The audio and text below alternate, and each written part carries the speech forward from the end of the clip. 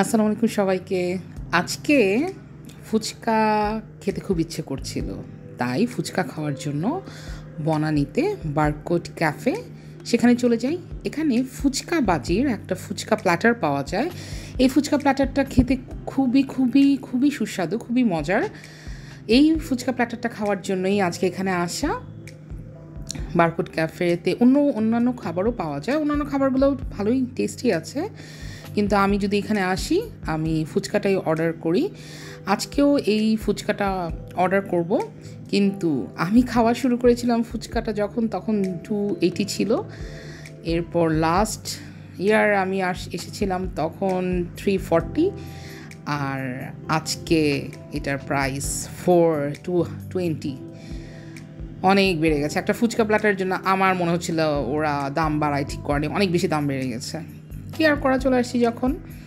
এই যে ফুচকা চলে আসছে, এই 30টার মতো ফুচকা থাকে এখানে। ফুচকাটা টেস্ট খুবই ভালো, খুবই ক্রিস্পি থাকে ফুচকাটা। আর এই প্ল্যাটারটার মধ্যে থাকে ফুচকার যেই ডালটা, তারপর অন্যান্য চাটনিগুলা, টকগুলা। ফুচকার চাটনিগুলোর মধ্যে থাকে একটা পুদিনার চাটনি, একটা তেঁতুলের টক, একটা মিষ্টি চাটনি, মিষ্টি টক দই, শসা, চিলি ফ্লেক্স, কাঁচামরিচ কুচি, যারা ঝাল খেতে পছন্দ করেন তারা দিয়ে নেবেন, আর একটা নারকেলের মিষ্টি টক।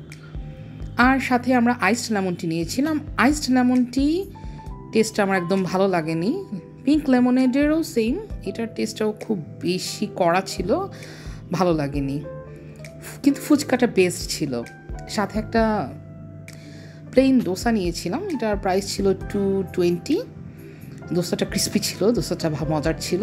আর একটা স্ট্রবেরি ফালুদা নিয়েছিলাম, এটার প্রাইস ছিল 220 টাকা। স্ট্রবেরি ফালুদাতে জেলি ছিল, ভালোই ছিল।